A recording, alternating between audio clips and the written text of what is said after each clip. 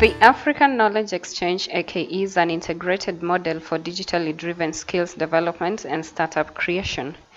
GESCI's AKE seeks to address youth unemployment by enabling young people to acquire digital skills and create jobs. How has this journey been so far? It started in 2012 where we had there were 3 AKEs, to put it very simply, 3 AKEs. The one in 2012 was very much a research project, almost like a theoretical research project, you might call it, even though other people would argue with that. But that's what it was. There were reports, there were findings, there was a policy forum, and then we moved on to the next one, which went to the next stage, based on the findings and the learnings and the experience from the first one. And the next one then dealt with the idea of progression. It was to the first phase of progression.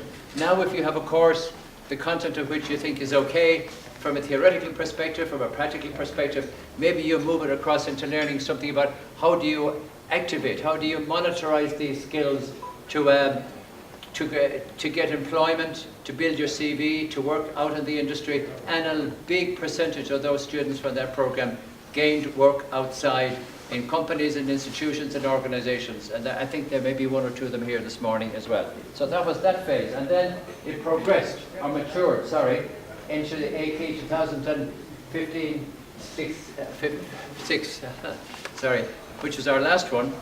And that went into the self-employment mode, looked at entrepreneurialism, looked at what are the logistics, what are the legal aspects of establishing a company. It moved us on towards skills development, honing skills development in the 3 areas that we'll just talk about in a minute.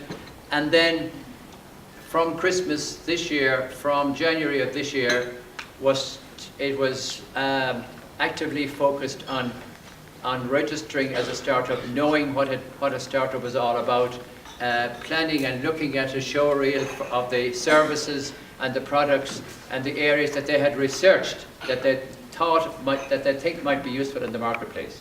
And it culminated then in the establishment of 7 micro-enterprises, 7 startups, is the phrase everybody uses, right? And they have had mentoring over the last 3 months.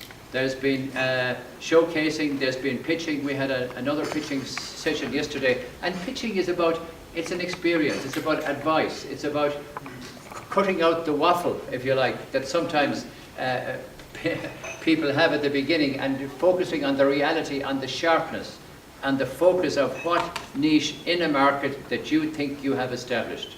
And does that generate a business model which can earn you money in the end of the day?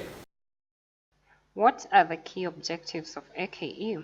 Through practice and action research conducted by the Living Lab researchers, AKE sought to 1. Identify new technology-driven training scenarios that enable new skills development, which will lead to employment and job creation in the emerging knowledge societies in Africa. 2. To identify the critical link between skills development, learning and innovation, and job creation. 3. To fully integrate entrepreneurialism practice, not just in theory, but also in the training scenario and facilitate startup creation. And 4. To inform policy on how new technology-driven skills could be efficiently developed among the youth in Africa, and how this model might be integrated within TVET structures. The training through research informed 7 theses on entrepreneurship. Today, we are presenting for you more general findings of our Living Lab. These pertain to young entrepreneurs, but also to training hubs, as well as the industry and policymakers. Hopefully these will spark discussion and further innovation. The first thesis is research your context. This may seem self-evident, but in today's rapidly changing digital media environment, perhaps need to know the needs of the industry as well as policy goals. The individual young entrepreneurs need to learn how to do research as an ongoing part of their innovation and creative projects. The second thesis is that entrepreneurs can be cloned. Repetition is not innovation. That means that education and support for young entrepreneurs has to be flexible. Innovation comes from unexpected places, from unexpected projects. Our third thesis is that everything is entrepreneurial. Yes, seed funding and other financial help is important, but that does not make an entrepreneur. We need holistic skills, as well as mentorship and support to help young entrepreneurs sustain and thrive in the long run. Space really matters for incubation and innovation. Not only did the GESCI AKE participants enjoy the technology and the new skills they were learning, but the space became the center of collaboration and innovation and the start of those startups you are meeting here today. Where is your niche? This is not only important for the individual entrepreneurs and the industry as a whole, but also the hub. Who are we training? And also for policymakers, who are we supporting? Where is the untapped talent? What is my niche? For the GESCI AKE, that was local culture. There is no innovation in isolation. The whole GESCI AKE Creative Media Venture training model has been based on collaboration from the start. This is just a snapshot of the GESCI AKE model, but as you can see, it's based on collaboration, peer-to-peer learning, mentoring, networking, partnering, and follow-up. More about it in a detailed report available from GESCI. Innovation does not end in graduation. It begins there for real. Networks of alumni and industry are crucial for the continuation of successful youth entrepreneurship. My thesis. This might not be included in every model of training young entrepreneurs, but the GESCI AKE special feature is creating work opportunities for young entrepreneurs and their startups.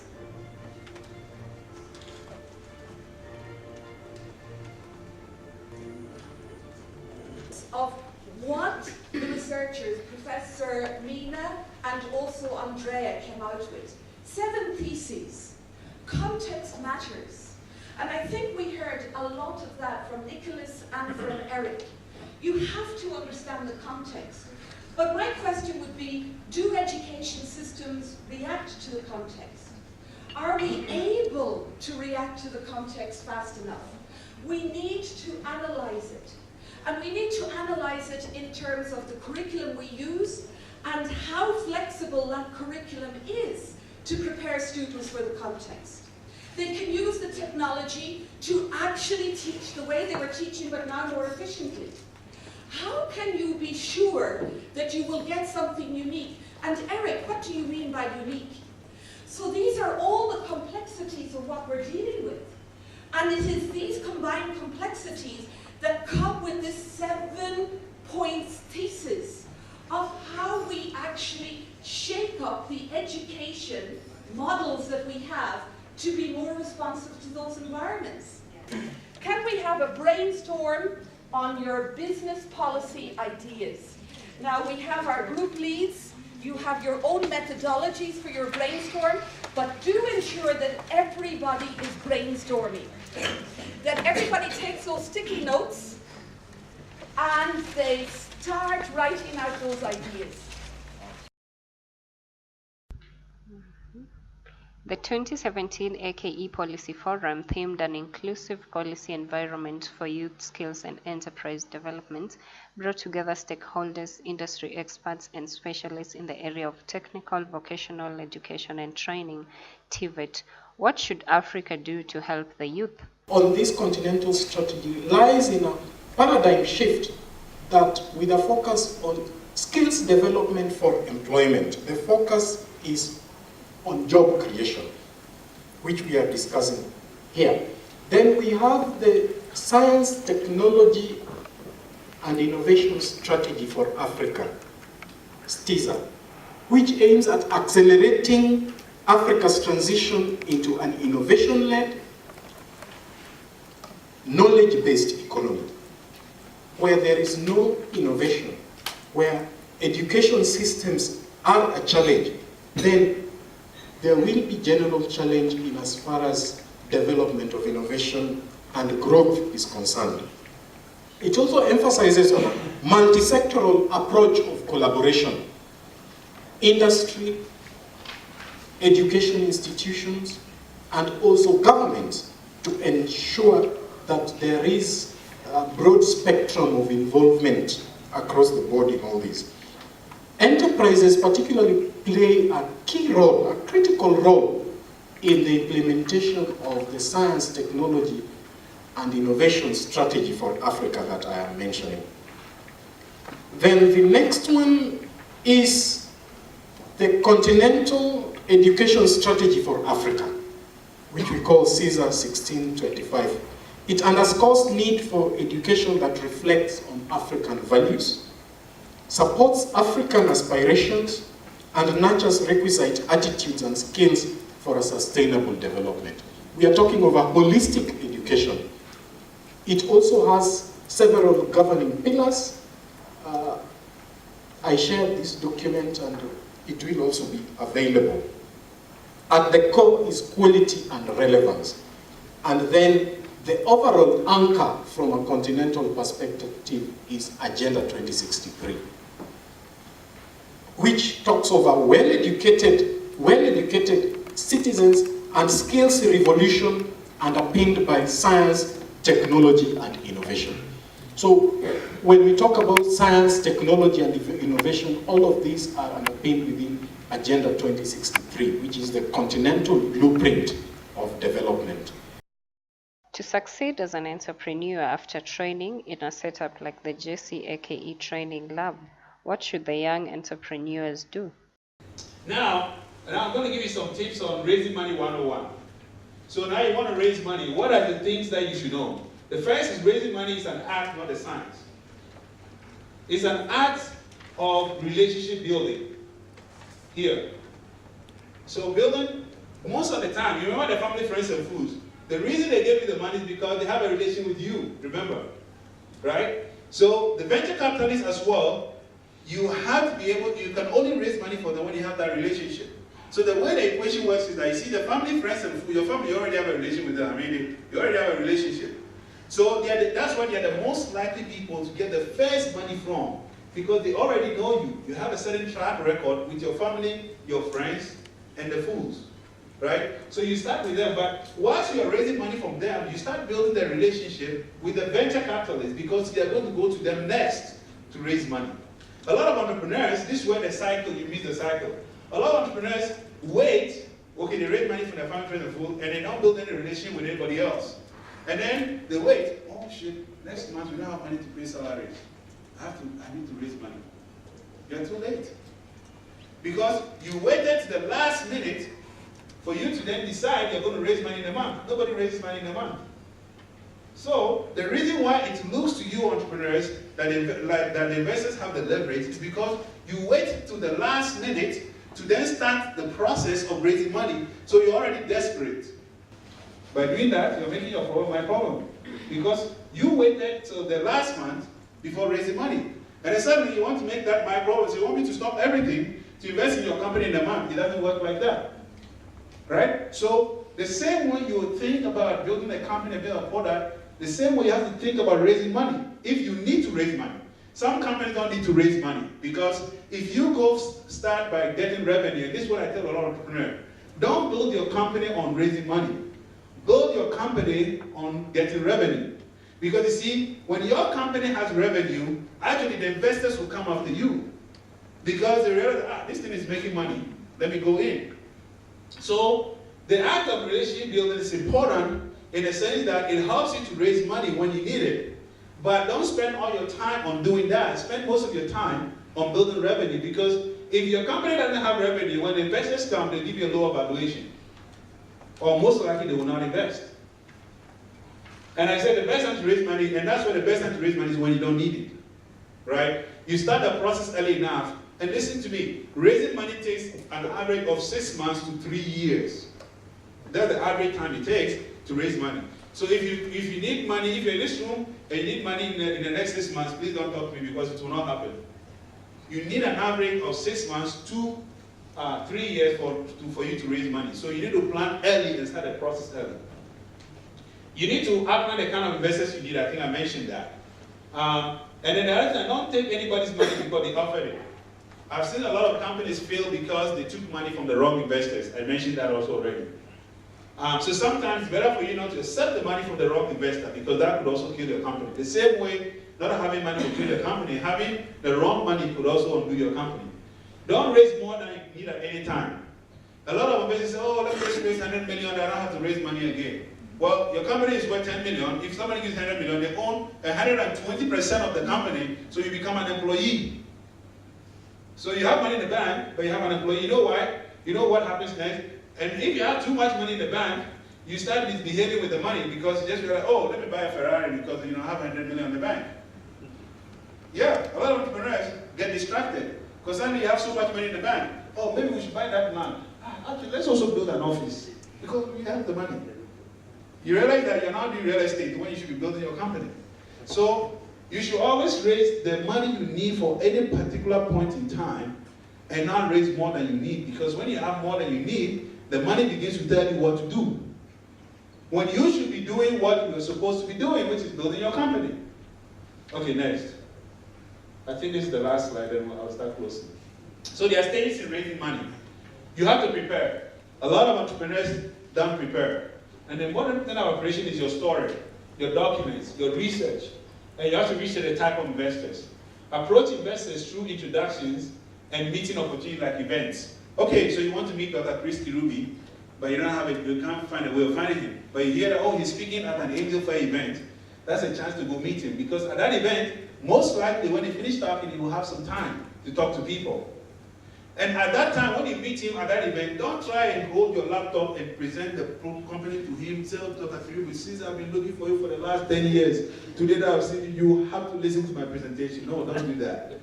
When you meet him that first instance, tell him something interesting about the thing you are doing, and then take his business card. Make sure that you say something that he will remember you when you call his office or when you send him an email.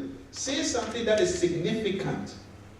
Okay, the next step is follow up and be engaged in the process, but be flexible. This is very important. A lot of entrepreneurs, so you meet me today and I say, oh, okay, call me tomorrow at 1 o'clock. And then you call me and I didn't pick up. The guy then calls 10 times, 20 times. He keeps dialing the number. Don't do that. Why? Okay, I said call me at 1 o'clock, but I could be in a meeting. My meeting at 12 prolonged, and so I'm still in a meeting. To make AKE relevant for the industry, GESCI worked with industry experts who offered training and mentorship to the AKE participants in 2016 and 2017. My name is Lydia Ndiko. I work for Legion Angels or CAMSCO. As a Kenyan director, I help small businesses grow so that we can find angel investors for them. I believe the skills they learn from animation to programming to coding, the whole technical aspect of the business will develop them and get them the edge they need to compete through the world with other incubations such as that. The other unique thing is that if you combine the digital media skills with the business skills, then you have a unique selling point where you can run a business that's both creative and can make profits. Do you think GESCI's AKE training addresses some of the issues that the youth face? Yes, I do. It gives them skills that they can use outside in the marketplace, skills that they cannot learn right now in the universities. For example, if you go to a degree in computer technology or computer studies, you will not be taught how to do graphic design, how to do animation, how to code. Those are not topics they cover in university, so it is good. It is what the skills we need in the marketplace. What makes youth entrepreneurship work? I think it's a combination of many things, but mostly the uniqueness is getting the technical aspects and then making sure that both the technical and the business work together. So for example, you have someone who's learned how to do marketing or accounting or these hard skills, then you combine it with the different type of skills, like they can create adverts for a company in-house, they can do photography in-house. So those unique skills, when you combine them, for example, if I need someone to do communication in my company, and they can do both. They have learned how to do communication in university, yes, but they can also create for me an advert in-house. That makes you a very unique person to hire into my company. Since inception in 2012, AKE has so far had 67 alumni who are doing well in the field of animation, music and sound production, games and apps development. My name is Francis Ndambuki. I'm from Atari Creation Startup. I specialize in graphic design and animation. In training, have taught me the basic skills of business. It has also taught me the animation part of it, because I joined an AKE program while I was so fresh. I didn't know about animation, but now it is coming to end. I'm able to do our project of animation. More of networking. AKE Living Lab has created more networks within our startups, and with the networks which we made from this AKE Living Lab, we are aiming to hold them with their email they gave us, the phone numbers they gave us, to contact them. They can help us in the market and also give us also jobs to do for them, and out of that we believe we can do more business with them. We can also partner with most of the entrepreneurs working around. I'm Immaculate Wanjiro Njoroge. I joined AKE 2016. I've done game development, and I'm a founder of Boyish, girl company. We do jewelry and we do e-cards. It has changed me a lot. I didn't know I could form a company this young at this age. Were the training modules and the in-house trainings you've been taken through adequate? Yeah, they were very adequate. At least I can say I can do a game very soon, which will be out. What drives you to do the things you're doing at the moment? I was jobless, so for now I can do some stuff and sell, so I don't have to go job hunting, since I have my own company which I'm going to promote until I get the money I need. GESCI's African Knowledge Exchange, aka Creative Media Venture, provided the young entrepreneurs with the opportunity to focus on central objectives of the project through 1. Provision of access to the full range of digital media equipment, software and tools in GESCI's digital media production studio to allow the participants to improve their creative media skills in an interrelated and collaborative environment involving animation, games design and apps, and music and sound design. 2. Provision of professional training in each of the 3 skill areas, together with advice and external mentoring on the processes of startup formation. And 3. Organizing periodic open house workshops with industry representatives, mentors, and experts to advise and critique students' project work. The African Knowledge Exchange, aka, is funded by the Ministry of Foreign Affairs, Finland, and implemented by the Global E-Schools and Communities Initiative, GESCI.